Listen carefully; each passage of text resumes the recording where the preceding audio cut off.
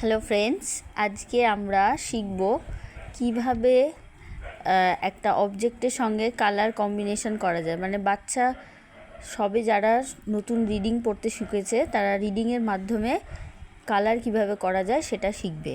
তো এখানে দেখুন আমি কতগুলো পিকচার এঁকেছি। এখানে একটা আমব্রেলা আছে, ফ্লাওয়ার আছে, বার্ড আছে, কাইট আছে। তো এই পিকচারের কিছু ইনফরমেশান আছে।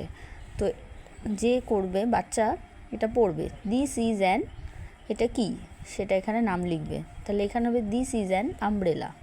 এবারে এই আমব্রেলা সম্পর্কে একটা ইনফরমেশন দেওয়া আছে, it is red and green colour. তার মানে রং এটা হবে রেড আর গ্রিন। তো বাচ্চা এখানে আমব্রেলা নামটা লিখবে এবং এখানে রেড আর গ্রিন কালার করবে। ঠিক সেরকমভাবে এখানে লেখা আছে দিস ইজ এ, এই পিকচারটা কি, হোয়াট ইজ দিস, এখানে ফ্লাওয়ার লিখবে এবং এখানে কালারটা মেনশন করা আছে।